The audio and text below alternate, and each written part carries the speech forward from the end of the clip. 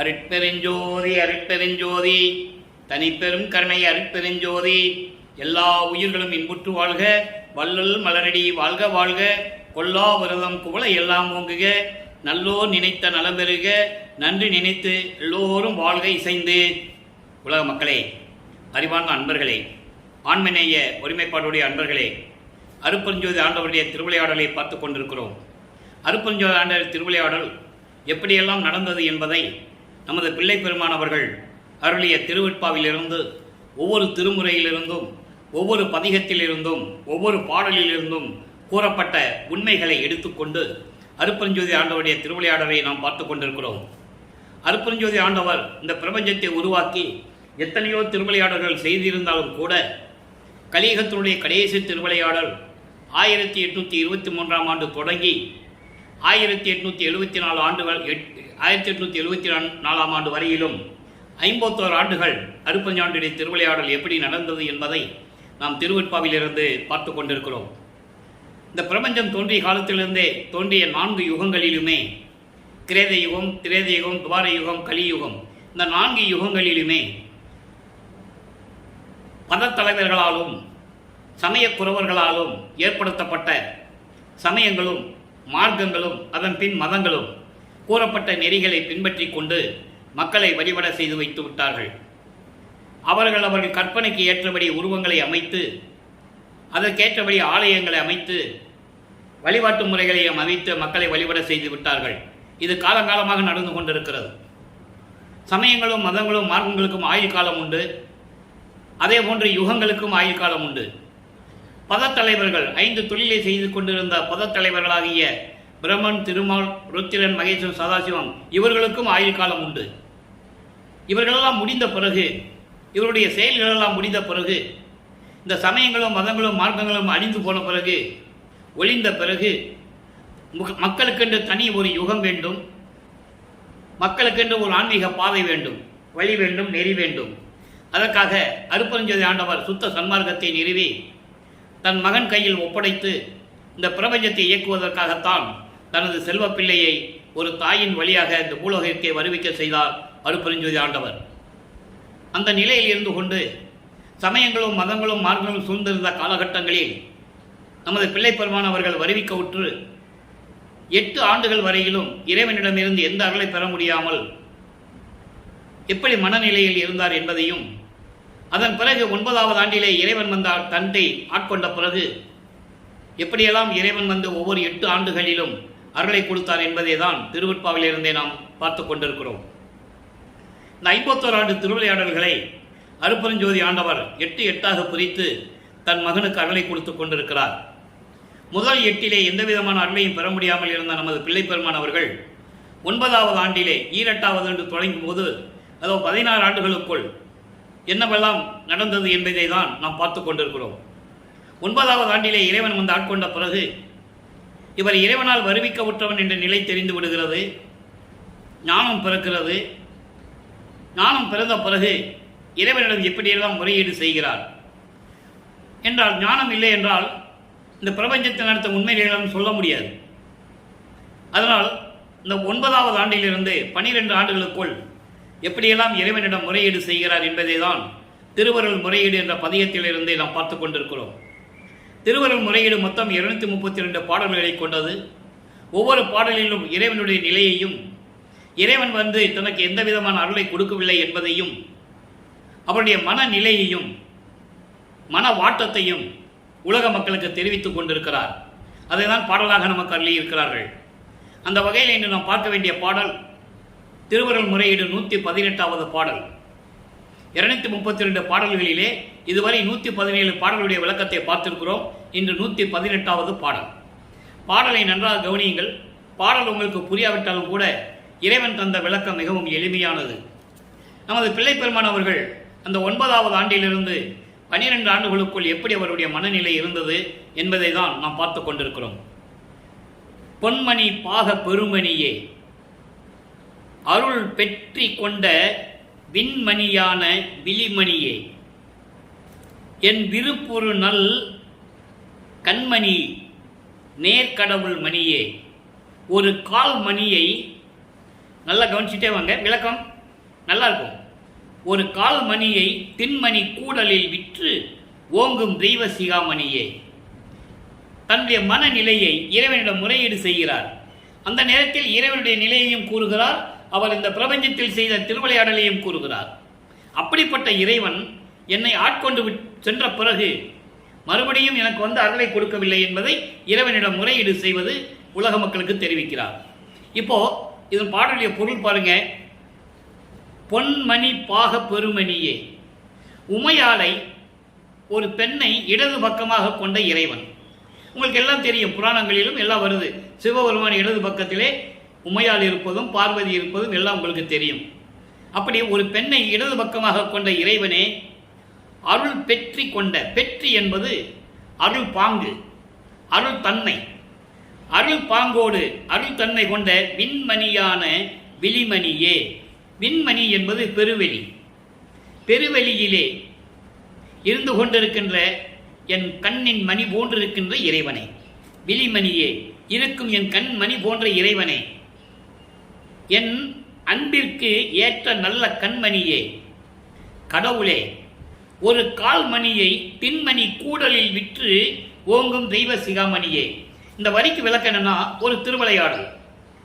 சொக்கநாதன், மதுரையில் இருக்கின்றவர் சொக்கநாதன். சமயங்களும் இந்த மார்க்கங்களும் மதங்களும் எல்லாம் அந்தந்த இடத்தில் இருக்கின்ற இறைவனை பல பெயர்களை வைத்து அழைத்துக் கொண்டிருந்தார்கள்.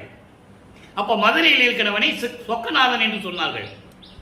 அப்போ வரகுண பாண்டியன் என்ற ஒரு பாண்டிய மன்னன் மதுரையை ஆண்டு கொண்டிருந்த போது சேமநாத பாகவதர் என்ற ஒரு புலவர் தன் பாடலுக்கு இந்த பாண்டிய நாட்டில் இருக்கின்ற புலவன் தோற்றுவிட்டால் பாண்டிய நாடு எனக்கு அடிமையாக வேண்டும் என்று சவால் விட்ட போது மன்னன் வேற வழி தெரியாமல் இறைவனிடம் முறையீடு செய்கிறார். இறைவனே, பாண்டிய நாட்டுடைய மானத்தை காப்பாற்ற வேண்டும் என்று முறையீடு செய்யும் போது இறைவன் விறகு வெட்டியாக, விறகு விற்பவராக, தலையிலே விறகு சுமந்து கொண்டு தெருவழியாக விறகு விற்று அன்று இரவிலே அந்த சேமநாத பாபுடைய ஆணவத்தை அடக்கி மதுரையை விட்டு ஓட செய்கிறார். அப்படிப்பட்ட திருவடிகள், அருள் வாய்ந்த திருவடிகள் மதுரை தெருவிலே நடந்து, கால் வலிக்க நடந்து திருவிளையாடல் செய்ததை இந்த பாடலிலே கூறுகிறார்கள். அப்படியெல்லாம் ஒரு பாண்டிய மன்னன் முறையீடு செய்தான். நீ வந்து திருவிளையாடல் செய்து அந்த பாண்டிய நாட்டுடைய மானத்தை காப்பாற்றி அந்த புலவனுடைய ஆணவத்தை அடக்கினாய். ஆனால் உன்னால் வருவிக்கு ஊற்ற நான் உன்னிடம் முறையீடு செய்கிறேன், காதிலே வாங்கிக் கொள்வதில்லை, என்ன என்று கூட பதில் கூட சொல்லுவதில்லை. இது எந்த விதத்தில் நியாயம்? இது உன் திருவுருளுக்கு அழகா? விரைவில் வந்து எனக்கு அருள வேண்டும் என்று சொல்லி இந்த பாடலை அருளியிருக்கிறார்கள். ஆக இந்த 9வது ஆண்டில் இந்த 12 ஆண்டுகளுக்குள் இந்த நிலை அவருக்கு தொடர்கிறது. அப்போ 13வது ஆண்டு தொடக்கத்தில் அவர் திருவொற்றியூர் செல்லுகிறார். அவர் செல்லுகிறார் என்பதை விட அவர் மனம் அங்கே போக சொல்லுகிறது. அவர் மனம் போக சொல்லுகிறது என்பதை விட அருட்பெருஞ்சாண்டவர் அவர் உள்ளத்தில் தூண்டி விடுகிறார், மனதை தூண்டி விடுகிறார். அதனால் இவர் திருவொற்றியூர் செல்லுகிறார். திருவொற்றியூர் சென்று தியாகராஜ பெருமானை வழிபட்டு முறையீடு செய்து கொண்டிருக்கிறார். எந்த விதமான பதிலும் இல்லை. அதன் பிறகு நாரையும் கிளிகளையும் தூது அனுப்புகிறார். அதெல்லாம் பதிகெல்லாம் நம்ம பார்த்துருக்கோம், சுருக்கம் சொல்றேன். அப்போ அதுக்கும் பலன் இல்லை. அப்புறம் தியாகராஜ பெருமான் திருவிழா வீதி வருவாரே என்று சொல்லி தெருவிலே நின்று கொண்டிருக்கிறார். எந்த விதமான பதிலும் இல்லை. ஆக இந்த நிலையில் இருக்கும்போது இங்கே மாசிலாமணியை வணங்குவதற்காக திருமலை வாயில் சொல்லுகிறார். அங்கே போனால் ஒருவேளை நமக்கு அருள் கிடைக்கும்னு சொல்லி திருமலை வாயிலுக்கு போகிறார். அங்கே மாசிலாமணி மாசிலாமணி என்று சொல்லி பாடல்களை முறையீடு செய்கிறார். என்ன கூட கேட்க மாட்டேன்றது என்ன அப்படின்னு கேட்கிறார். அதெல்லாம் நம்ம பார்த்துட்டோம். அதன் பிறகு திருவள்ளி தாயத்துக்கு போறார். அங்கே போன கந்த துணியை கட்டிட்டு இருக்கிறார். அதை பார்த்து கேட்கிறாரு, நான் இங்கே வந்து பார்த்தா கந்த துணி கட்டிட்டு இருக்கேன், எனக்கு என்னக்காக, என்ன திருவிழைக்காக நின்றுட்டு இருக்கேன்னு எனக்கு தெரியல, இருந்தாலும் விரைவில் வந்து எனக்கு அருள வேண்டும் என்று சொல்லி அங்கே முறையீடு செய்கிறார். இப்படியே ஓடிட்டு இருக்கு, காலங்கள் ஓடிட்டு இருக்கு. இப்போ திருவள்ளித்தாயத்தில் கடைசி பதிகம், அதில் 8வது பாடல் காட்சி பெருமிதம், அதில் 8வது பாடலை பார்க்க போகிறோம். இப்போ திருவள்ளித்தாயத்தில் என்ன நடந்தது, அங்கே இறைவனை பார்த்து என்னென்ன சொல்கிறார் என்றதை பார்க்க போகிறோம். மாசில் சோதிமணி விளக்கே மறைவாசி மேவி வரும் வள்ளி கேசா, நீர் தூசில் கந்தையை சுற்றி ஐயோ பரதேசி போல் இருந்தீர் என்கொல் செய்வேனே. நான் உன்னிடம் வந்து வரம் கேட்டு அருளை பெற வேண்டும் என்றால் வந்தால் நீ கந்த துணியை கட்டு பரதேசி மாதிரி நிற்கிற. இந்த பாடோடைய விளக்கம் பாருங்க. அதாவது குற்றம் இல்லாது துரிசு இல்லாத மணி விளக்கே, இறைவனை சொல்ற எந்த விதமான குற்றம் இல்லாமல் வஞ்சகம் இல்லாமல் நீ நின்று கொண்டிருக்கின்ற மணி விளக்கே, மறைவாசி மேவி வரும் வள்ளிகேசா. குதிரை மேல், வாசி என்பது குதிரை, குதிரையை பாரி என்று சொல்லுவார்கள். அப்படி குதிரைக்கு பல பெயர்கள் உண்டு இலக்கணத்தில் தமிழ்ல. இங்க வாசி என்பது குதிரை. குதிரை மேல் ஏறி குதிரை மேல் ஏறி உலா வருகின்ற திருவல்லித்தாயத்தில் இருக்கின்ற இறைவனே, அதாவது யாருக்கும் தெரியாம வருவாராம். ஏன்னா கந்த துணி கட்டிட்டு எல்லாருக்கும் தெரிஞ்சு வர முடியாது இல்ல. அதனால் யாருக்கு தெரியாம குதிரை மேல் ஏறி உலா வருவாராம் திருவல்லித்தாயத்தில் இருக்கின்ற சிவபெருமான். அவனை கேசவன் என்று சொல்லுகிறார். திருவலயத்தில் கேசவனே, நீ தூசில் கந்தையை சுற்றி, கந்த துணியை சுற்றி, இடுப்புல கந்த துணியை சுற்றி இருக்கிறையே, அப்படி கந்த துணி சுற்றி பரதேசி போல இருக்கிறையே, எதற்காக? அடுக்கு கிழிந்த துணியை கட்டி இடுப்பில் கட்டி பிச்சைக்காரன் போல் இருந்தீர்கள் என்றால் நான் என்ன செய்ய முடியும்? உங்ககிட்ட அருள் கேட்டு வந்திருக்கேன், நீயே பரதேசி மாதிரி நிற்கிற, பிச்சைக்காரன் மாதிரி கஞ்ச துணியை கட்டிட்டு இருக்க, எதற்காக? என்ன திருவிளையாடல் செய்வதற்காக? என்னை ஏமாற்றுவதற்காகவா? விரைவில் வந்து எனக்கு அருள வேண்டும் என்று சொல்லி அந்த பதியத்தை நமக்கு அருளி இருக்கிறார்கள். ஏன் இந்த நிலையில் அவர் இருக்கிறார்கள் என்றால், அவர் எங்க போனாலும் நடந்து தான் போகணும், கால் வலிக்க நடந்து தான் போகணும். அப்போ எந்த விதமான அருளையும் பெறவில்லை அவர். அதன் பிறகு பறக்கிற சக்தி, ஏம சக்தி எல்லாம் அவருக்கு உண்டு. ஒரே உருவத்தில் பல இடங்கள் இருப்பார். இப்போ இந்த பருவத்தில் 14 ஆண்டுகளுக்குள் வருவிக்க விட்டு 2வது 8 ஈரட்ட 16 ஆண்டுகளுக்குள் இந்த நிலை அவருக்கு தொடர்ந்து கொண்டிருக்கிறது. திருவொற்றியூர் போறது ஒரு பிரயோஜனம் இல்லை, திருமுல்லை வயலுக்கு போறாரு, அங்கேயும் ஒரு பிரயோஜனம் இல்லை, திருவல்லித்தாயத்துக்கு வராரு, அங்கேயும் இறைவனை பார்க்க முடியல, அருளை பெற முடியல, இறைவனோட பேச முடியல. மறுபடி 3வது 8 அடியெடுத்து வைக்கிறார். 3 24. 17 ஆண்டுகளுக்கு பிறகு 24 ஆண்டுகளுக்குள் என்ன நடந்தது? மறுபடியும் திருவொற்றியூர் போறார். திருவொற்றியூர் போய் பல பாடல்களை இறைவன் முன் வைக்கிறார், முறையீடுகள் வைக்கிறார், எந்த விதமான பலனும் இல்லை. அப்போ அவருடைய மனநிலையை உலக மக்களுக்கு தெரிவிக்கிறார். தன்னை தலைவியாகவும் இறைவனை தலைவனாகவும், தன்னை மனைவியாகவும் இறைவனை கணவனாகவும், தன்னை காதலியாகவும் இறைவனை காதலனாகவும் வர்ணனை செய்து அதை ஒரு தோழியிடம் சொல்லுவது போல, உள்ளத்திடம் சொல்லுவது போல உலக மக்களுக்கு தெரிவிக்கிறார். அந்த நிலையில் நான் எப்படி இருந்தேன்? ஒரு தாயின் வழியாக இந்த பூலோகத்திற்கு அருப்பெருஞ்சோதி ஆண்டவரால் வருவி கூற்ற பிறகு 24 ஆண்டுகள் வரையிலும் நான் எப்படி இருந்தேன் என்பதை, அவருடைய நிலையை திருவற்பாவிலே நமக்கு அருளி இருக்கிறார்கள். இப்போ பாடலை பாருங்க. ஒரு தோழியிடம் சொல்லுவது போல சொல்லி இருப்பார். அதற்கு பிறகு அந்த பாடலுடைய மைய கருத்தை, விளக்கத்தை பார்க்கலாம். தாம புயனார், சங்கரனார், தாயில் இனியார், தற்பரனார், ஓமப்புகை வான்பூரும் ஒற்றியூர் வாழ்வுடையார், உற்றிலரே. இந்த உற்றிலரே தான் நமக்கு முக்கியம். உற்றிலரே காம பயலோ கனை எடுத்தான், கண்ட மகளிர் பழி தொடுத்தார், சேம குயிலே. தோழியை சொல்றார், அழகான பெண்ணே, என்னடி நான் செய்வது ஒன்றும் தெரிந்தில்லனே. இது பாடம். உலகிலே அந்த மரபு உண்டு. ஒரு பெண் ஒரு ஆணை காதலிக்கும் போது அதனுடைய காதலை தன் தோழியிடம் கூறுவாள். அந்த நிலையில் இருந்து கொண்டு தன்னுடைய நிலையை, இறைவன் மீது ஏற்பட்ட காதலை, இறைவன் மீது எப்படி அன்பு கொண்டுள்ளார், காதல் கொண்டுள்ளார் என்பதை உலக மக்களுக்கு தெரியப்படுத்த வேண்டும். அதை இந்த பாடலின் மூலமாக தெரியப்படுத்துகிறார். கவனிங்க.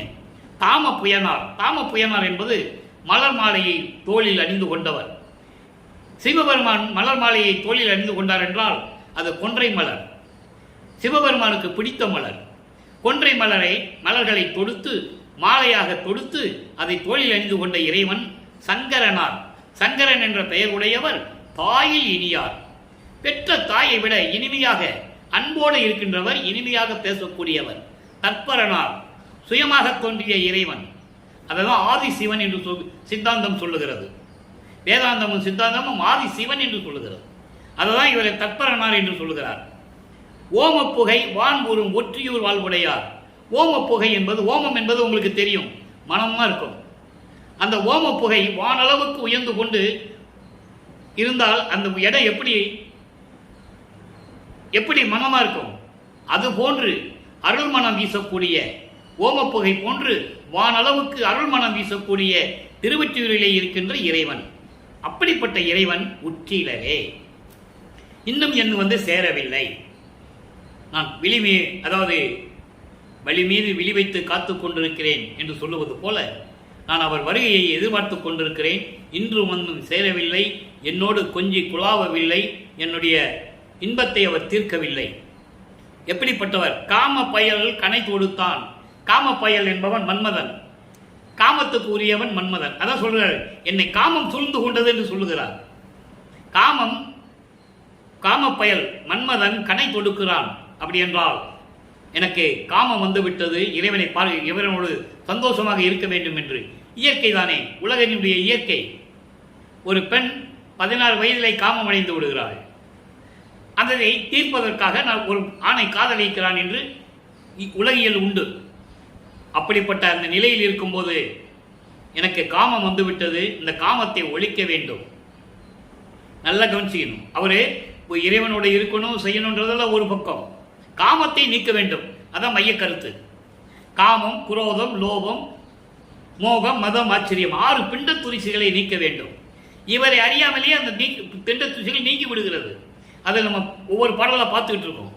அந்த மாதிரி காமத்தை தீர்ப்பதற்காக இன்னும் இறைவன் என்னிடம் சேரவில்லை, இன்னும் வந்தவில்லையே. கண்ட மகளிர் பழி தொடுத்தார். என்னை பார்த்த பெண்கள் எல்லாம், எங்கே பெண்கள் என்று சொல்லுவார், தன்னை ஒரு பெண்ணாக உருவப்படுத்தியனால் பெண்கள் என்று சொல்லுகிறார். நல்லா புரிஞ்சுக்கணும். என்னை பார்த்த பெண்கள் எல்லாம் என்னை ஏளனமாக பேசுகிறார்கள், பழி சொல்லுகிறார்கள், வாளாவெட்டியாக இருக்கிறாள் எப்படி என்றெல்லாம் சொல்லுகிறார்கள். இந்த பாடல்கள் நம்ம விளக்கத்தை பார்த்துருக்கோம். ஆக கண்டபடி பெண்கள் என்னை பேசுகிறார்கள், என்னுடைய தோழியை நான் என்ன செய்வதென்று தெரியாமல் இருந்து கொண்டிருக்கிறேன். இது இந்த பாடலுடைய விளக்கம். இதன் மைய கருத்து உலக மக்களுக்கு இதன் மூலம் என்ன தெரிவிக்கிறார்? உலக மக்களே, நான் வருவிக்க உற்று 24 ஆண்டுகள் வரையிலும் இறைவனிடமிருந்து எந்த அருளையும் பெறவில்லை. அவருடைய அருளை பெற வேண்டும், அன்பை பெற வேண்டும், அவரோடு கொஞ்சம் குழாவ வேண்டும் என்று நான் எதிர்பார்த்து கொண்டிருக்கிறேன்.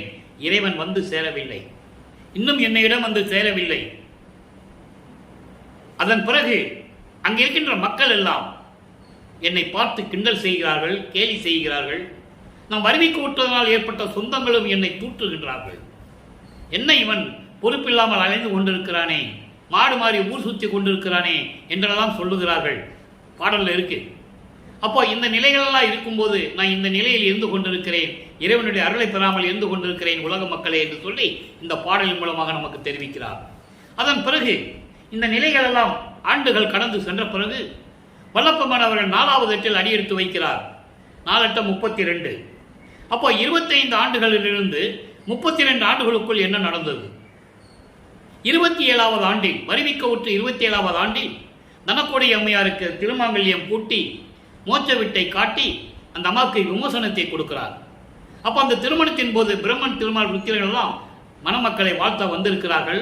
அவர்கள் உட்கார்ந்து கொண்டிருக்கிறார்கள். நமது பிள்ளை பெருமான் அவர்களை பார்க்கிறார். பார்த்தவுடன் இவர்களெல்லாம் எனக்கு என்ன பிரயோஜனம், என்ன பலன்? என் தாயும் தந்தையும் வரவில்லையே என்னை வாழ்த்துவதற்கென்று மனம் வருந்துகிறார். பாடலிலே உண்டு, விளக்கம் உண்டு. இதை மட்டும் மனசில் வச்சுக்கங்க. அந்த பாடல் வரும்போது இந்த விளக்கம் உங்களுக்கு புரியும். அப்போ அந்த நிலை மாறிய பிறகு இவர் மனம் வெறுத்து மனவேதனை அடைந்து இனிமேல் திருவொற்றியூரோ திருமுல்லைவாயிலோ திருவள்ளித்தாயத்துக்கோ எந்த இடத்துக்கும் நாம் செல்வதில்லை அப்படி சொல்லி வீட்டுக்குள்ளே இருந்து கதவை சாத்தி தாழ்வா போடுறாரு. தாழ்வா போட்ட பிறகு இறைவன் மனம் இறங்கி, காலங்கள் நெருங்கி கொண்டிருக்கிறது, மகனை பார்க்க வேண்டும், மகனோடு கொஞ்சி குழாவ வேண்டும், மகிழ வேண்டும், மகனுக்கு அருளை கொடுக்க வேண்டும் என்ற நோக்கத்தில் தெருவழியாக நடந்து வருகிறார். ஏன் தெருவழியாக நடந்து வருகிறார்? மகனை சமாதானப்படுத்த வேண்டும். விண்ணுலகத்திலிருந்து பூலோகத்துக்கு வருகிறார். தெருவிலே நடந்து வந்து கதவை அவர் வந்துதான் திறக்கணும். எப்படி திறக்கிறார்? கதவை திறந்து மகனை அழைத்து என்ன அருளை கொடுக்கிறார், எப்படிப்பட்ட நிலை நடக்கிறது என்பதை நம்ம இப்போ பார்க்க போகிறோம். அருட்பிரகாச மாலை 43வது பாடல். அருட்பிரகாச மாலை மொத்தம் 100 பாடல்களை கொண்டது. இது 32 ஆண்டுகளுக்குள் நடக்குது. 25வது ஆண்டிலிருந்து வருவிக்கப்பட்டு 32 ஆண்டுகளுக்குள். ஆனால் இது முக்கியமாக நடக்கிறது 25வது ஆண்டிலிருந்து 32 ஆண்டுகளுக்குள். அந்த 8 ஆண்டுகளுக்குள் என்ன நடந்தது பார்ப்போம். பாடலை நல்லா கவனிங்க. சூரியன் சந்திரன் எல்லாம் தோன்றாமை விளங்கும், சூரியன் சந்திரன் எல்லாம் தோன்றாமை விளங்கும், சுயம் ஜோதியாகும் அடி துணை வருந்த நடந்து. அடித்துணை என்பது திருவடிகள். அப்படிப்பட்ட திருவடிகள் நடந்து வந்து கூறிய மெய்யறிவு என்பது ஒரு சிறிதும் குறியா கொடியேன் நான் இருக்கும் இடத்தை இரவில் நடந்து காரியமுண்டு என கூவி கதவு திறப்பித்து கையில் ஒன்று அளித்தனை. ஒவ்வொரு பாடலையும் அதான் சொல்லுவார். அது என்னங்கிறது நம்ம இப்போ பாடல் விளக்கத்தில் நம்ம பார்க்க போகிறோம். ஒன்று அளித்தனை உன் கருணையை என்னென்பேன், ஆரியத்தம் அளவு கடந்து அப்பாலும் கடந்த ஆனந்தம் மன்றில் நடமாடுகின்ற அரசே. இது பாடல். அந்த பாடலை விளக்கம் பாருங்க. வரி வரியா சொல்றேன். பாடல் மட்டும் தான் எழுதிட்டு வந்திருப்பேன். விளக்கம் இறைவன் கொடுத்த விளக்கம் தான். சூரியன் சந்திரன் எல்லாம் தோன்றாமை விளங்கும். அதாவது சூரியன் சந்திரன் இல்லாவிட்டாலும் கூட பிரபஞ்சத்தில் ஒளி வீசி விளங்கிக் கொண்டிருக்கின்ற சுயம் ஜோதியாக இருக்கின்ற கடவுளே, உன்னுடைய திருவடிகள் வருந்த நடந்து வந்து. எப்படி சொல்றாங்க அந்த 2 வரிக்கு விளக்கம். சூரியன் சந்திரன் எல்லாம் தோன்றாமை விளங்கும், சுயம் ஜோதியாகும் அடித்துணை வருந்த நடந்து. சந்திரனுக்கும் சூரியனுக்கும் ஒளி கொடுப்பதே அருட்பெருஞ்சோதி ஆண்டவர் தான்.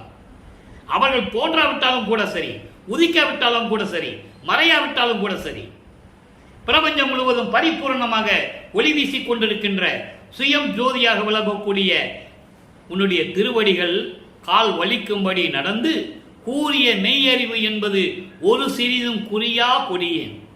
அதாவது எனக்கு தெளிவான மெஞ்ஞானம் அறிவு இல்லை என்றாலும் கூட அதையெல்லாம் பொருட்படுத்தாது.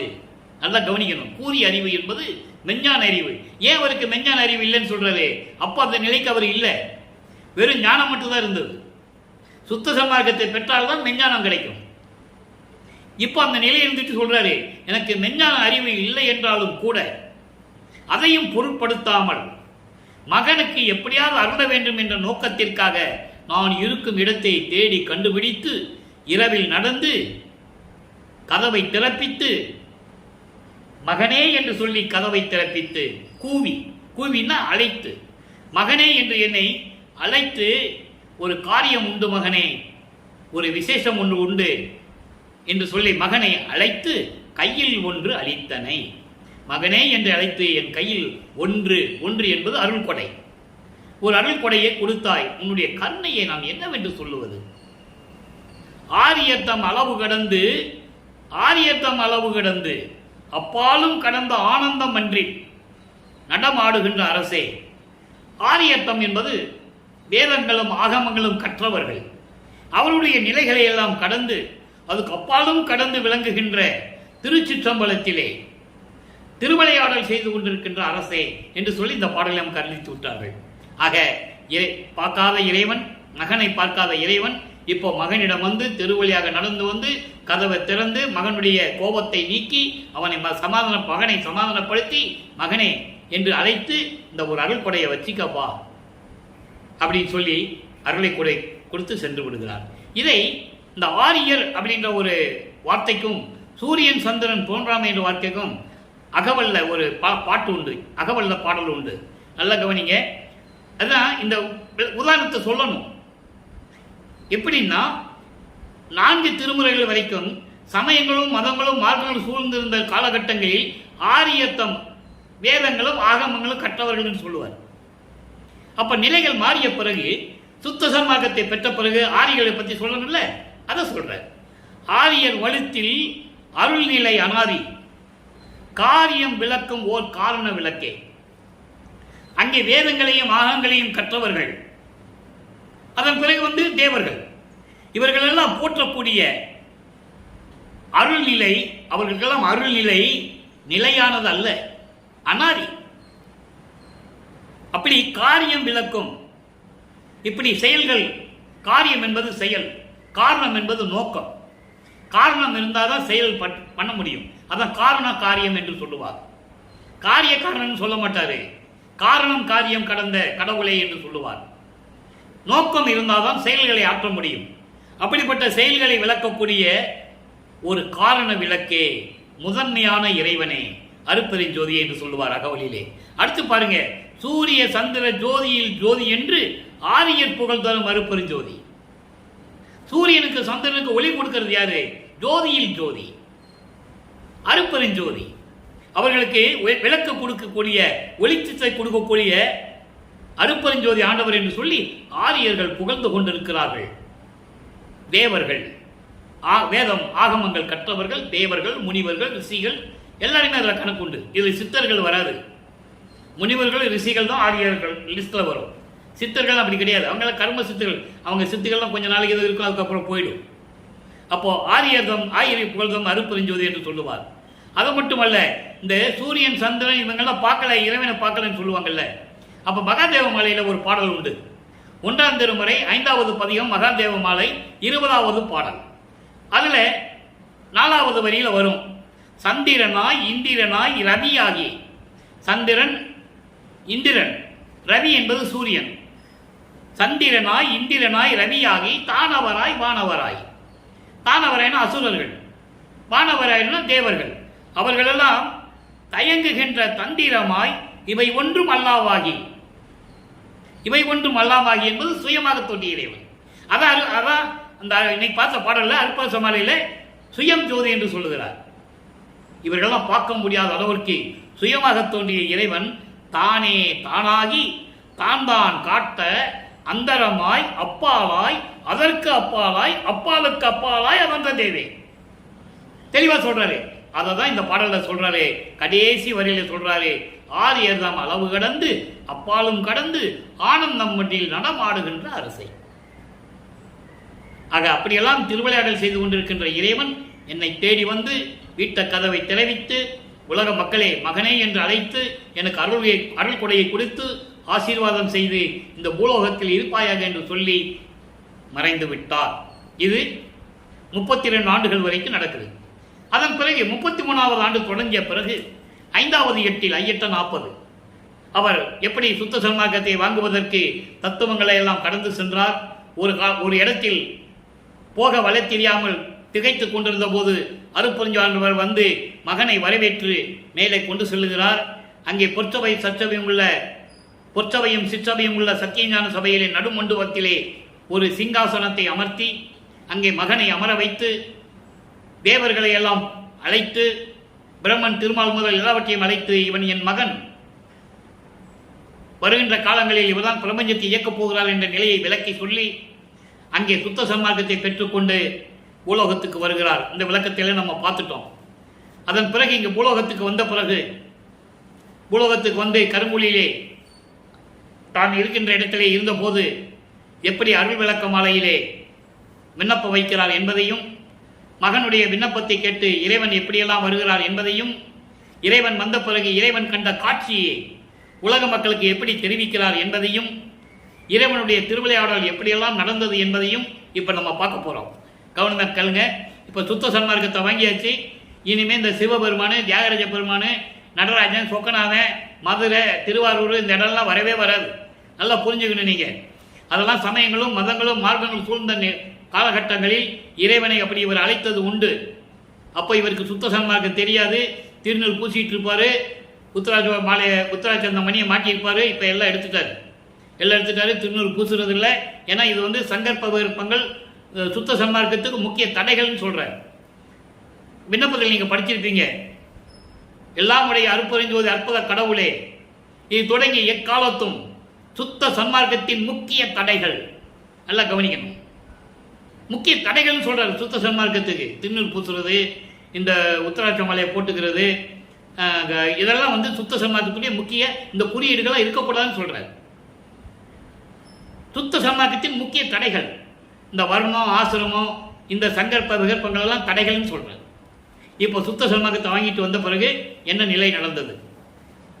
அருள் விளக்க மாலை 52வது பாடல் பதிகம் 37 பாடலை நல்லா கவனிங்க.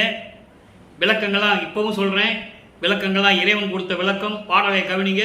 பாடல் உங்களுக்கு புரியாட்டா கூட விளக்கம் ரொம்ப எளிமையாக இருக்கும்.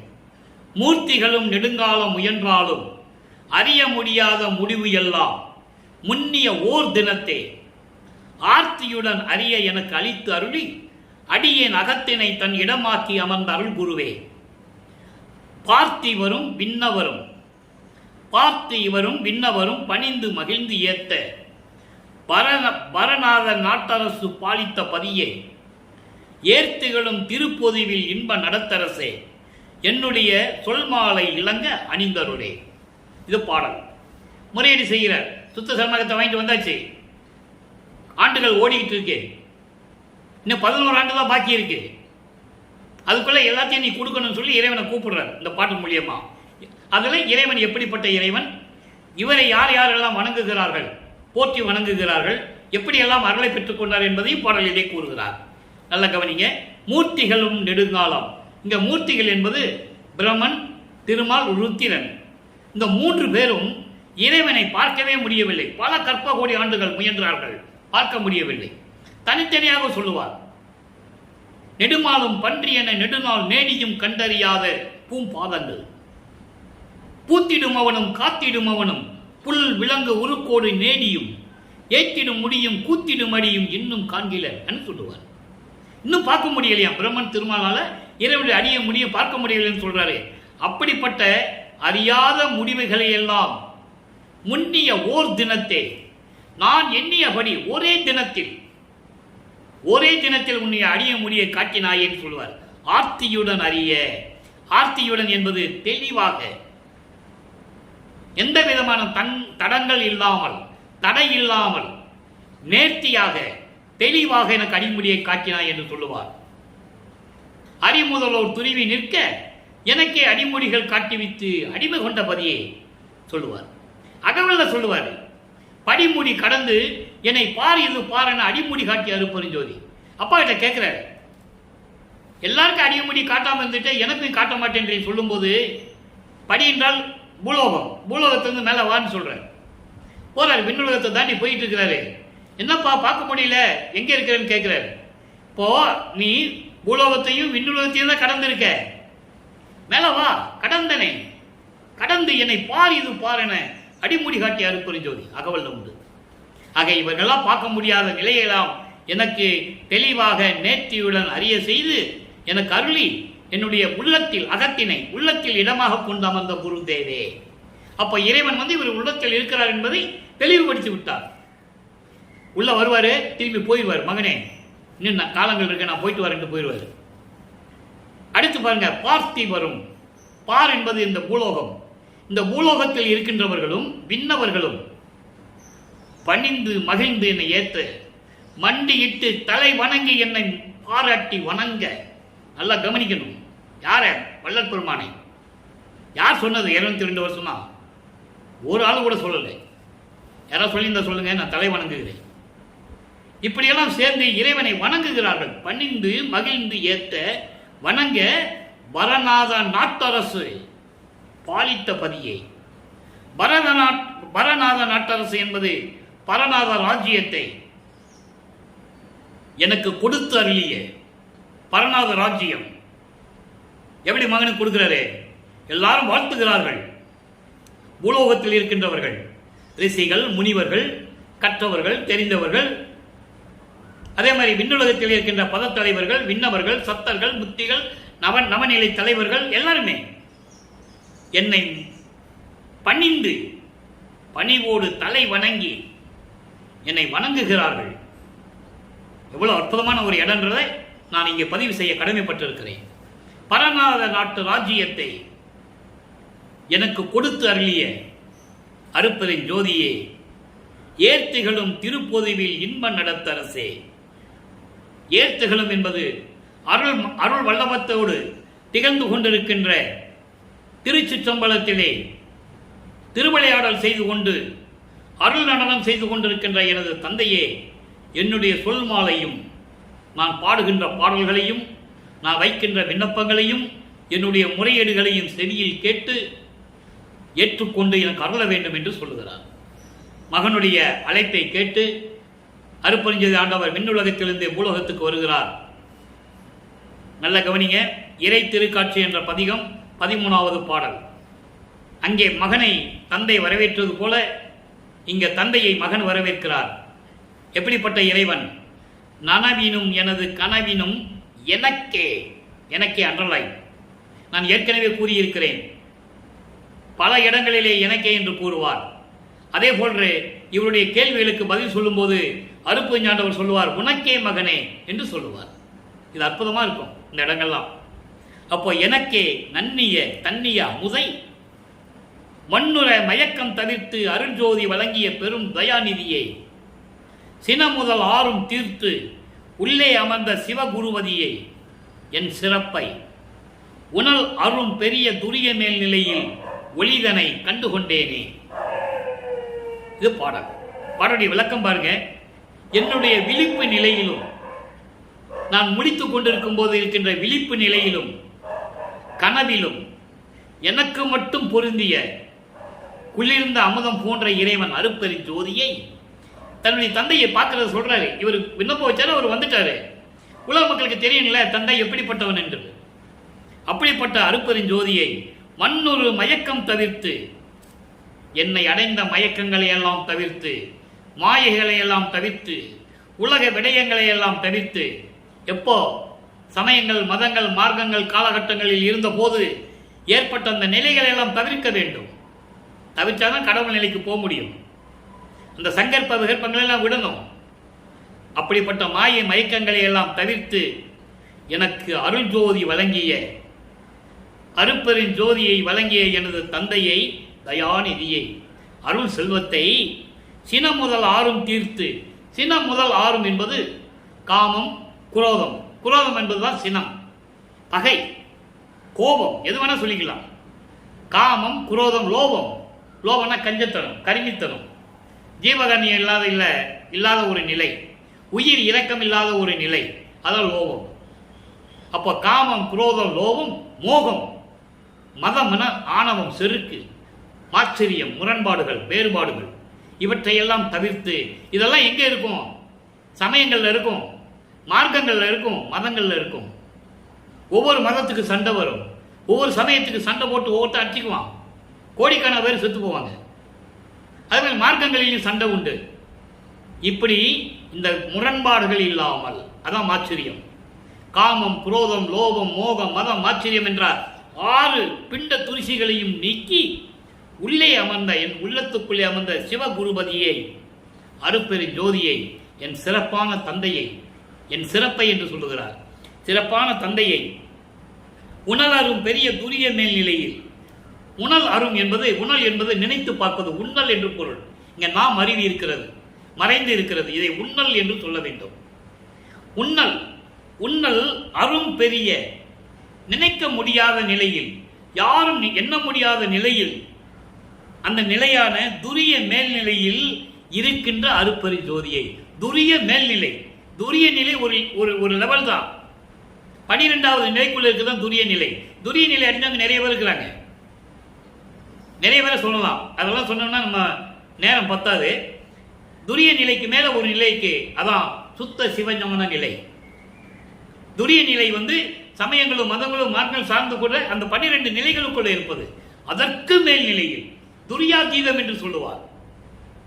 துரிய நிலை ஒன்று, துரியாதீதம் ஒன்று, அதுக்கு மேல சுத்த சிவஞான நிலை.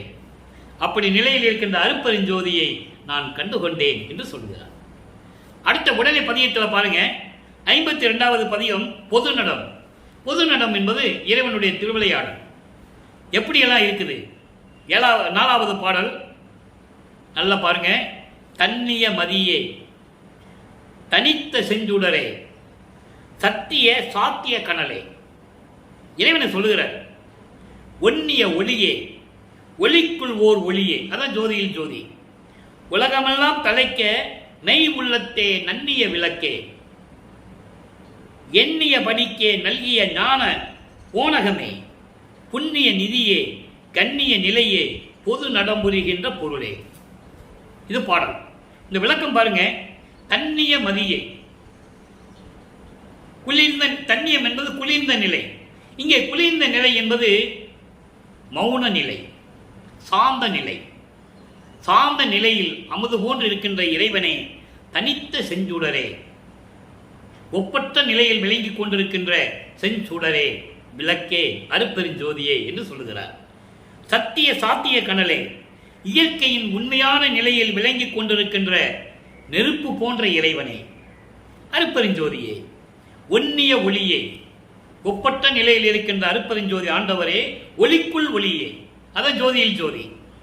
உலகெல்லாம் தலைக்க நெய் உள்ளத்தே நன்னிய விளக்கே, உலகமெல்லாம் தலைக்க வேண்டும் என்பதற்காக சுத்த சன்மார்க்க நெறியில் இருக்கின்ற அன்பர்களின் உள்ளத்தில் விளங்கிக் கொண்டிருக்கின்ற அருட்பெருஞ்சோதியே, சமய கோட்பாடுகளை நீக்கி, மார்க்கங்களின் கோட்பாடுகளை நீக்கி, மத கோட்பாடுகளை நீக்கி, எந்த விதமான சங்கற்ப விகற்பங்களில் இல்லாமல் கொலையும் புலையும் தவிர்த்து உயிர் நேயத்தோடு ஜீவகாரண்ய ஒழுக்கத்தோடு இருக்கின்ற சுத்த சன்மார்க்க அன்பர்களின் ஒளிவிட்டுக் கொண்டிருக்கின்ற அருட்பெருஞ்சோதியே. அதான் சொல்றாரு, உலகமெல்லாம் தலைக்க மெய் உள்ளத்தே நன்னிய விளக்கே. அதோடு மட்டுமல்ல, நான் எண்ணியபடி நல்கிய, நான் எண்ணியபடி, நான் நினைத்தபடி எனக்கு எல்லா அருளையும் கொடுத்த ஞான போனகமே. ஞான போனகம் என்றால் மெஞ்ஞான அறிவுள்ள இறைவனே, மெஞ்ஞானம் கொண்ட இறைவனே. நான் எண்ணியபடி, நான் எண்ணியபடி எல்லாம் அருளை பெற்றுக் கொண்டேன் என்று சொல்லுவார். எப்படி எண்ணியது என் மனம் இங்கு எனக்கு, அப்படி அருளிய அருட்பெருஞ்சோதி. எப்படி விளைந்தன என் மனம் இங்கு எனக்கு, அப்படி அருளிய அருட்பெருஞ்சோதி எல்லாம் சொல்லுவார். ஆக அப்படியெல்லாம் எனக்கு அருளை கொடுத்த இறைவனே, புண்ணிய நிதியே, கண்ணிய நிலையே, சுத்த சன்மார்க்க நிலை, அதான் கண்ணிய நிலை. நல்லா புரிஞ்சுக்கணும். எப்படி சொல்றாரு பாருங்க, சுத்த சன்மார்க்க நிலை, கண்ணிய நிலை. சமயங்களிலும் மதங்களிலும் மார்க்கங்களிலும் கண்ணிய நிலை இருக்காது, சுத்த சன்மார்க்கத்தில் இருக்கும். அதனால தான் சொல்றாரு, சுத்த சன்மார்க்கத்தின் தலைவனே, திருவிளையாடல் செய்து கொண்டிருக்கின்ற இறைவனே, திருச்சிற்றம்பலத்திலே திருவிளையாடல் செய்து கொண்டிருக்கின்ற இறைவனே என்று சொல்லி இறைவனுடைய திருவிளையாடலையும் இறைவனுடைய போற்றுதலையும் கூறுகிறார். அடுத்து திருவருள் பெருமை. அடுத்து திருவருள் பெருமை என்ற பதிகத்திலே இன்று 4வது பாடல் 53வது பதிகம். இறைவனுடைய திருவருளுடைய பெருமையை சொல்லுவது, தான் பெற்ற இவருடைய திருவருளை பெருமையாக சொல்லுவது. நல்ல கவனிங்க. கோ என, எனது குரு என, ஞான குணம் என, ஓர் சிவ கொழுந்தே. பூ என, அதிலே மனம் என, மனத்தின் பொழிவென விளங்கிய பொற்பே. தேவே என, தேவதேவே என, மகதேவ மலர் சொல்றார், தேவதேவே என்று சொல்லுவார். அது சிவபெருமானை சொல்லுவார்.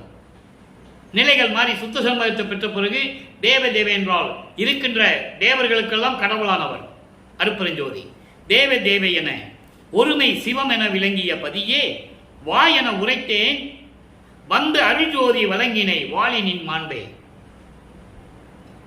கூப்பிட்டார்ல, வான் கூப்பிட்டார்ல, இறைவனை பார்த்தேன்னு சொன்னார்ல, அப்ப அருட்பெருஞ்சோதியை கொடுத்துட்டு போறாரு. இப்ப பாருங்க, கோ என, அரசன் என்றும் எனது குரு என்றும் மெஞ்ஞான குணம் கொண்ட கடவுள் என்றும் சொல்லுகின்ற ஒளி சிவக்கொழுந்தே அருட்பெருஞ்சோதியே. பூ என, அதிலே மனம் என. நல்லா கவனிக்கணும், நூல் விளக்க வேறு. பூ இருந்தால் மனம் இருக்கும், மனம் இருந்தால் அது அழகா இருக்கும். இது இந்த வரியுடைய விளக்கம். இது உலகியல் விளக்கம். பூ என, அதிலே மனம் என, வனத்தின் பொலிவென விளங்கிய பொற்பே. பூ என்பது பூத்தது, பூத்தாதான பூ. பூத்தது என்பது சுயமாக தோன்றிய இறைவன், சுயமாக தோன்றிய இறைவன், அதிலே அருள் மனம் கொண்ட இறைவன், சுத்த சன்மார்க்க நிலையில் இருந்து கொண்டு அருள் மனம் வீசிக் கொண்டிருக்கின்ற இறைவன். நல்லா புரிஞ்சுக்கணும் நீங்க. இங்கே பூ என்பது சுயமாக தோன்றிய இறைவன், சுயமாக தோன்றிய இறைவன் அருள் மனத்தோடு விளங்கிக் கொண்டிருக்கின்ற இறைவன். அந்த நிறத்தின் அழகு என்ன? செந்நிறம், அருட்பெருஞ்சோதி. அருட்பெருஞ்சோதி என்ன கலர்ல இருக்கு? செந்நிறத்தில் இருக்கும். சிவப்பாகவும் இருக்காது, மஞ்சளாகவும் இருக்காது, இடைப்பட்ட ஒரு நிறம். அதான் வனம் என்று சொல்லுகிறார். அப்படிப்பட்ட நிறத்தில் விளங்கிக் கொண்டிருக்கின்ற, அழகாக விளங்கிக் கொண்டிருக்கின்ற மலையே. பொற்பை என்றால் மலை. இறைவனை மலை என்று சொல்லுகிறார், உயர்த்தி சொல்லுகிறார். ஆக சுயமாக தோன்றியவன், சுயமாக தோன்றிய அருள் மனத்தோடு வீசிக்கொண்டு சுத்த சன்மார்க்க நிலையில் இருந்து கொண்டு விளங்கிக் கொண்டிருக்கின்ற இறைவன் அருட்பெருஞ்சோதி. அடுத்து சொல்ற பாருங்க, தேவ என ஒருமை சிவம் என விளங்கிய பதியே. ஒருமை சிவம் என்பது முதல் கடவுள், பேரின்பம் நிலையில் இருக்கின்ற முதல் கடவுள் நிலை சுத்த சிவம். அதான் சரியான பொருள். ஒருமை சிவம் என்பது சுத்த சிவம். சுத்த சிவம் யாரு? அருட்பெருஞ்சோதி. ஒருமை சிவம் என விளங்கிய பதியே, சுத்த சிவம் என்று விளங்கிக் கொண்டிருக்கின்ற அருட்பெருஞ்சோதியே, வா என உரைத்தேன் வந்தார், வா என்று உரைத்தேன் வந்தார், வந்து அருள்ஜோதியை வழங்கினார். அருள்ஜோதியை வழங்கினே, உன் மாண்பை என்னவென்று சொல்லுவது, உன் அருள் தன்மை என்னவென்று சொல்வது என்று சொல்லி இந்த பாடலில் நமக்கு அருளியிருக்கிறார்கள்.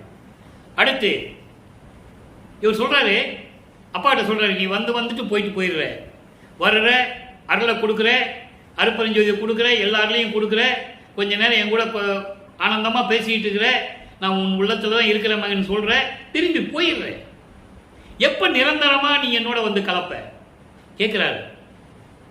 வளப்பமான அவர்கள் இப்போது 6வது எட்டில் இருந்து கொண்டிருக்கிறார். 6-48 40வது ஆண்டு வரைக்கும் சுத்த சன்மார்க்கத்தை பெற்று அவர்களிடம் பெற்றுக்கொண்டு எல்லாம் முடிச்சிட்டார்.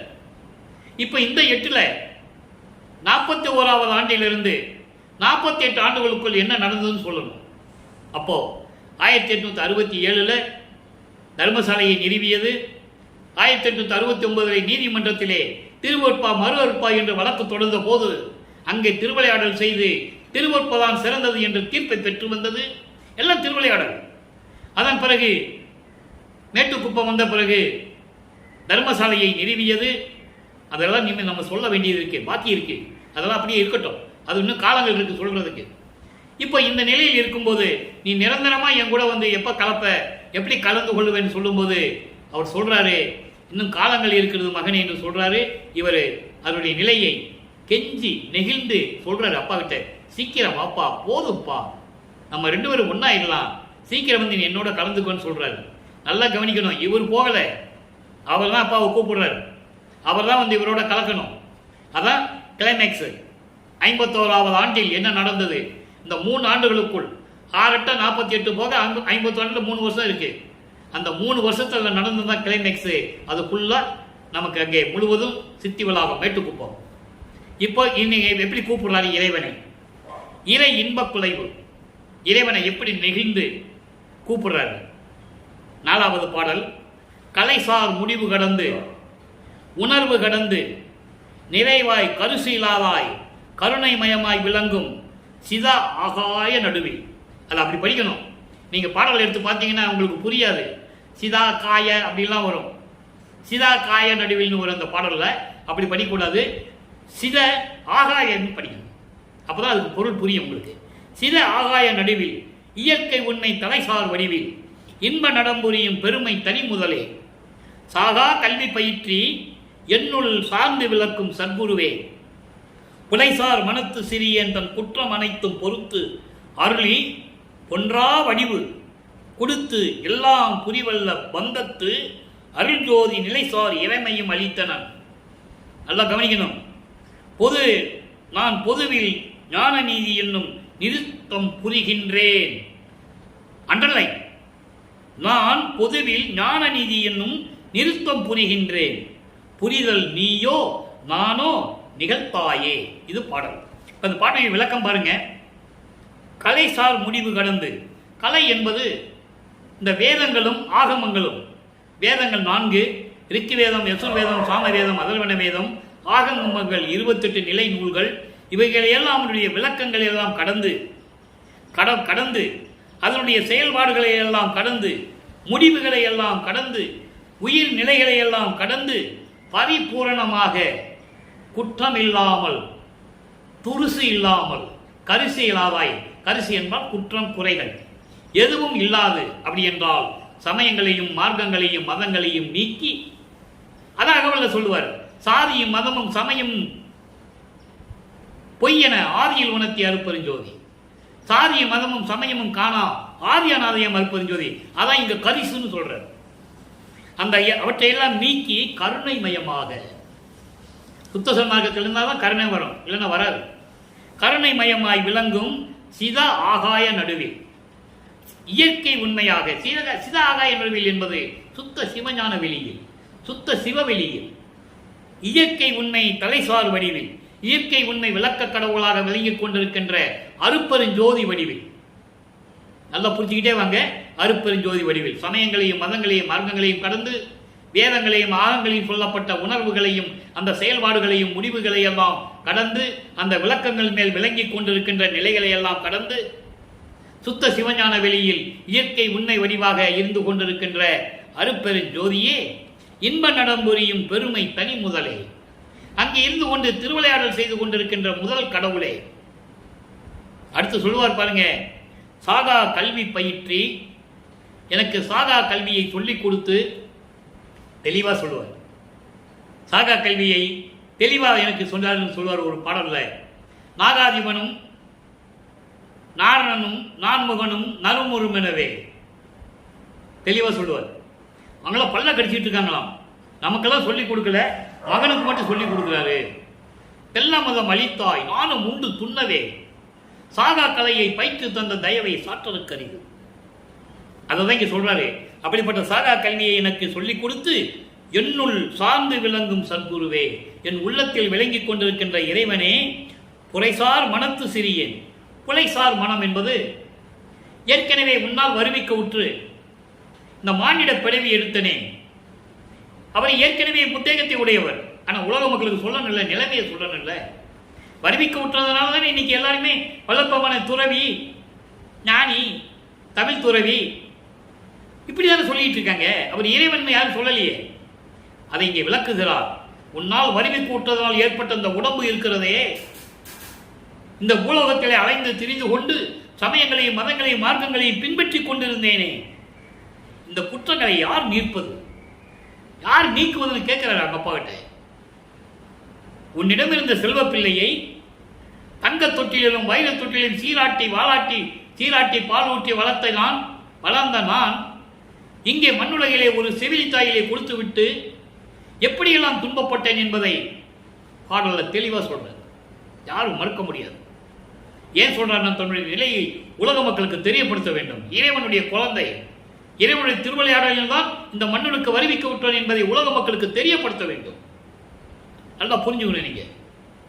அப்படி நிலையில் இருந்து கொண்டு எடுத்த இந்த உடம்பு இருக்கிறதே, அப்போ நான் சமயங்களிலும் மதங்களிலும் மார்க்கங்களிலும் பின்பற்றி கொண்டிருந்தேனே, இந்த குற்றங்களை யார் நீக்குவது என்று தந்தையிடம் சொல்லும் போது அவரே நேர வந்து எல்லா குற்றங்களையும் நீக்குகிறார். குற்றம் அனைத்தும் பொறுத்து எனக்கு அருளினாய்.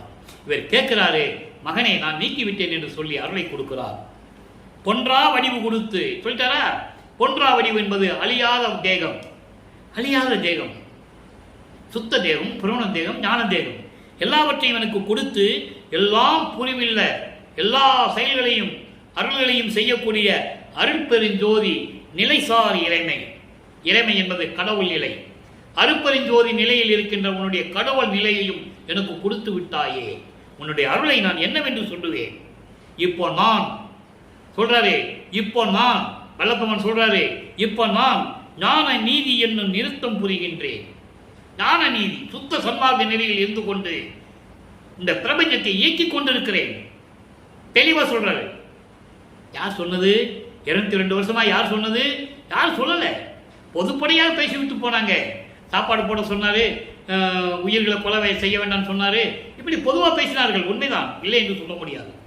ஆனால் அவர் இறைவன் என்ற நிலையை, அருட்பெருஞான மகன் என்ற நிலையை, இந்த பிரபஞ்சத்தில் நான் தான் இயக்குகின்றேன் என்று சொல்லுகிறார். இந்த பாடல்ல ஞான நீதி நிறுத்தம் நடத்துகின்றேன். சுத்த சன்மார்க்க நெறியில் இருந்து கொண்டு இந்த பிரபஞ்சத்தை இயக்கிக் கொண்டிருக்கிறேன்.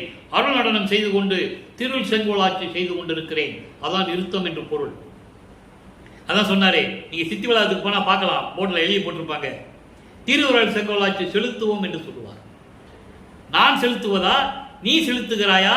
அந்த நிலை இல்லை, செலுத்துவோம். நானும் என் தந்தையும் சேர்ந்து கொண்டு இந்த பிரபஞ்சத்தை இயக்கிக் கொண்டிருக்கிறோம் என்று சொல்லுகிறார். அதைத்தான் இந்த வரியில கீழே வரியில சொல்றாரே, புரிதல் நீயோ நானோ. இப்படியெல்லாம் செய்வது நீயா இல்ல நானா சொல்லு. அதான் சொல்றாரே, திருவருள் செங்கோலாட்சி செலுத்துவோம் என்று சொன்னார். ஏன் சொன்னார்னா, தன்னுள் தந்தை இருக்கிறார், அவரின் கட்டளையின்படி நான் நடத்துகிறேன். ஏன் அவர் உள்ள இருக்கிறார், வெளியே விட மாட்டார்? கடைசியில வெளியே விட்டுட்டோம்னா, நம்ம அப்பாவை வெளியே விட்டுட்டோம்னா, அருட்பெருஞ்சோதி அவரை வெளியே விட்டுட்டோம்னா இருக்கிற அணுக்கள்லாம் தவம் இருக்கும். யார் அணுக்கள்? இந்த லேசங்கள், பிரம்மன், திருமால், ருத்திரன், மகேஸ்வரன், சதாசிவம், இந்த லேசங்கள்லாம் போய் தவம் இருந்துடும். இவர் கருணை உள்ளம் படைத்தவர். மறுபடியும் போய் வரத்தை கேட்டாலும் கொடுத்துருவார். இப்போ நான் 5 தொழிலை செய்துக்கிட்டு இருக்கேன், திருப்பி எனக்கு வேணும் கேட்டால் இவர் கொண்டு போய் கொடுத்துருவாரு. திருப்பி சமயங்களும் மதங்களும் மார்க்கங்களும் உள்ளே வந்துடும். சுத்த சன்மார்க்கம் மக்கள்கிட்ட போய் சேராது. அதனால் இவரை வெளியே விடக்கூடாதுன்னு சொல்லி உள்ளே வந்து மாட்டிக்கிட்டார். நல்லா புரிஞ்சுக்கணும் நீங்கள். அப்போது இந்த நிலையில் இருக்கும்போது எல்லாத்தையும் சொல்லிட்டார். இப்போது இந்த பாடலில் எல்லாத்தையும் சொல்லிட்டார். இப்போது இந்த நிலையை ஊது ஊது சங்கை என்ற ஒரு தலைப்பில் ரொம்ப எளிமையாக சொல்லுவார். அதை சொல்ல நான் கடமைப்பட்டிருக்கிறேன். இப்போ இவ்வளோ நேரம் பேசினோம்ல இறைவனுடைய திருவிளையாடலை 4 வரியில் சொல்லிடுவார். அதையும் நம்ம சொல்லணும். கைவிட மாட்டேன் கனக சபையான், கைவிட மாட்டான் ஊது ஊது சங்கே, கனக சபையான் ஊது ஊது சங்கேன்னு வரும். கைவிட மாட்டான் கனக சபையான் பொய்விட செய்தான். நல்லா கவனிக்கணும். பொய்விட செய்தான் என்பது பொய்யான நெறிகளை கொண்ட சமய மத மார்க்கங்களுடைய நெறிகளை விட சொன்னான். விட்டு விட்டேன். எப்படி சொல்ற பாருங்க. அதுதான் இவ்வளவு படம்ல நம்ம பார்த்தோம். விட செய்தான், பூசை பலித்தது, நான் செய்த தவம் பலித்தது. என்ன தவம்? நோவாத நோன்பு. நோவாத நோன்பு நோற்றவரெல்லாம் என்னை போல் நோற்றவரெல்லாம், எஞ்ஞான்றும் சாகாபரம் என்னை போல் சார்ந்தவரெல்லாம், தேவானின் பேரவர்களை என்னை போல் பெற்றவரெல்லாம் எவ்வுலகில் யார் உலர் சற்ற அறைன்னு கேட்பாரு. அப்பா கிட்ட கேட்பாரு, அப்படிப்பட்ட தவம் என்ன? சுத்த சன்மார்க்க தவம் என்னவென்றால் எந்நேரமும் இறைவனை சிந்தித்துக் கொண்டிருப்பது, எந்நேரமும் இறைவனுடைய புகழை சொல்லிக்கொண்டே இருப்பது. இதுதான் தவம், சுத்த சன்மார்க்க தவம். சும்மா கண்ணை மூடிட்டு மணிக்கணக்கில் உட்கார்றது தவம் கிடையாது. அதெல்லாம் சமயங்களையும் மதங்களையும் மார்க்கங்களையும் சார்ந்தது. இருள் சூழ்ந்தது. கண்ணை மூடிட்டா கண் இருட்டா போகும். கண்ணை திறந்துட்டு கூட மனநிலையை ஒருமைப்படுத்தலாம். அந்த நிலை சுத்த சன்மார்க்கத்தில் உண்டு. ஜீவகானிய ஒழுக்கத்திலும் உயிர் நேயத்தோடும் இருந்து கொண்டால் தவம் பலிக்கும். அதான் சுத்த சன்மார்க்க தவம். அப்போ அந்த மாதிரி தவம் எனக்கு பலித்தது. உடனே அப்பா சொல்லுவார், இவர் கேட்டார்ல இந்த மாதிரி யாராவது வர வாங்கியிருக்காங்களா உங்கள்கிட்ட கேட்கும்போது அவர் சொல்லுவார், அகவலில் இருக்க அந்த பதில். தந்தையிடம் கேட்ட கேள்வி, இங்கே கேட்ட கேள்வி அங்கே அகவல்ல பதில் இருக்கு. சாவாய் நிலை இது தந்தனம் உனக்கே, ஆவாய் என அருளியா இருப்பது உனக்கே. உனக்கு மட்டும் தான் மகனை கொடுத்துருக்கேன். நீ என் மூத்த பிள்ளை அல்லவா, செல்வ பிள்ளை அல்லவா, உனக்கு மட்டும் தான், யாருக்கு நான் சாக வரைச்சி கொடுக்கலன்ட்டேன். ஆக பூசை பலித்தது, தூக்கம் தொலைத்தான். நான் ஏற்கனவே சொல்லியிருக்கேன், தூக்கம் இருக்கவே கூடாது. கடவுளுக்கு எதுக்கு தூக்கம்? என்னுடைய தூக்கத்தை கெடுத்தான், ஏக்கம் கெடுத்தான். நான் ஏங்கிய நிலையெல்லாம், ஏங்கிய போது ஏற்பட்ட துயரம் எல்லாம் என்னாகுமோ ஏதாகுமோ, சமயங்களிலும் மதங்களிலும் மார்களில் இருந்து வந்து விட்டோமே, என்னாகுமோ ஏதாகுமோ என்ற ஏக்கியத்தை எல்லாம் தீர்த்தான். ஏம சபையானான். ஏம சபை, ஏம சபை என்றால் பொற்சபை என்று ஊது ஊது சங்கே பறைசாட்ட சொல்லுகிறார். பிரபஞ்சத்தில் போய் பறைசாட்டு, இப்படியெல்லாம் நான் வாங்கிவிட்டேன் என்று சொல்கிறார். அதை தான் சொல்லுவாரு, கடைசியில் சொல்லுவாரு, பிரபஞ்சத்தின் வெற்றியிலே சொல்லுவார், அருள்ஜோதி ஆனேன் என்று அறையப்பா முரசு, அருளாட்சி பெற்றேன் என்று அறையப்பா முரசு, மறுசார்பு தீர்ந்தேன் என்று அறையப்பா முரசு, மரணம் தவிர்த்தேன் என்று அறையப்பா முரசு. ஏன் மரணம் தவிர்ப்பது யார்? கடவுள். இறைவனுக்கு தான் மரணம் இருக்காது, எல்லாருக்குமே மரணம் உண்டு. மரணம் அடைந்து முக்தி அடைந்து ஜீவ சமாதி அடைந்து இறைவனுடைய திருவடிக்கு போயிடுவாங்க. மரணம் தவிர்த்தேன் என்பது நான் இறைவனாகிவிட்டேன் என்று அறையப்பா முரசு. இதுதான் பிரபஞ்சத்தின் வெற்றி. ரொம்ப எளிமையா சொல்லிட்டாரு. எனவே அன்பர்களே, இந்த பாடலுடைய விளக்கங்களை எல்லாம் பார்த்து இறைவனுடைய திருவிளையாடல் எப்படியெல்லாம் நடந்தது என்பதை பார்த்து விட்டோம். எனவே அன்பர்களே, உலக மக்களே, நீங்களாம் சுத்த சன்மார்க்கத்தில் இணைந்து சைவ நெறியில் இருந்து கொண்டு, சைவ நெறி என்பது சைவ உணவுகளை உண்பது, மாமிசங்களை எல்லாம் உண்ணாமல் சைவ நெறியில் இருந்து கொண்டு ஜோதியை வணங்கி எந்த விதமான சங்கற்ப விகற்பங்களும் இல்லாமல் இறைவனுடைய அருளை பெற்றுக்கொண்டு இந்த பிரபஞ்சத்திலே நீங்கள் எல்லா செல்வங்களையும் பெற்று நோயற்ற வாழ்வில் வாழ வேண்டும் என்று இறைவனுடைய தயவாலும் கருணையாலயம் வாழ்த்து விடைபெறுகிறேன். இந்த வள்ளலார் ஊழியன். மீண்டும் நாளை சந்திப்போம். நன்றி, வணக்கம். அருட்பெருஞ்சோதி அருட்பெருஞ்சோதி, தனிப்பெருங்கருணை அருட்பெருஞ்சோதி. நாளையும் அருட்பெருஞ்சோதி திருவிளையாடல் தொடரும். கண்டு மகிழ்ந்து இறைவனுடைய அருளை பெற்று நீங்கள் வளமோடு வாழ வேண்டும்.